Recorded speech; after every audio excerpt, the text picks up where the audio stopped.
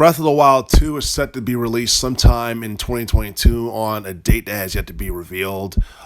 We saw the trailer for the game at E3 2021. A lot of people were impressed by what they saw. We're still a bit baffled as to what the plot is.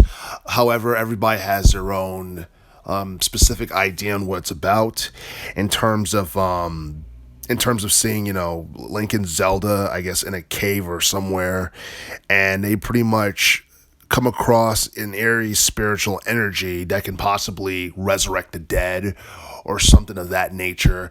And I guess if that's what Nintendo is shooting for, and I guess if that's going to be the one of the key points in relation to the premise of the story for Breath of the Wild 2, I think it's really interesting.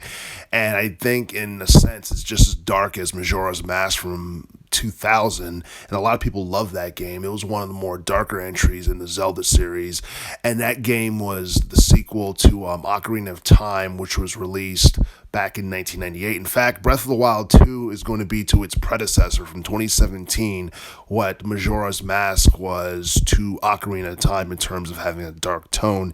And as you know, both of those games actually did pretty well in terms of sales. Ocarina of Time is considered to be one of the greatest Zelda games of all time. I believe it reached over 7 million in terms of sales.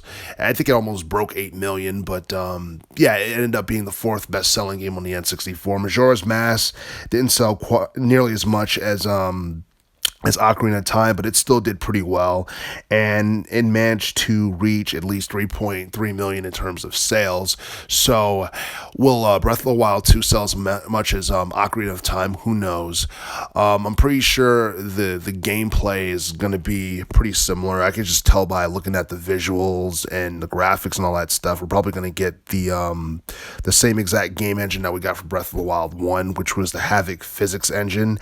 And the fact that they're making a game that looks really dark, and it's a kid-friendly game or a family-friendly game, is something that is very interesting, because not only will it appeal to children and I guess to like a family audience, it'll appeal to older fans of the Zelda series since the 80s and the 90s. And I think, if the storyline is compelling as a lot of people, think it's going to be, or as compelling as, Breath of the Wild 1 or Majora's Mask or Ocarina of Time or what have you, then I think Breath of the Wild 2 has a very good chance of being very successful.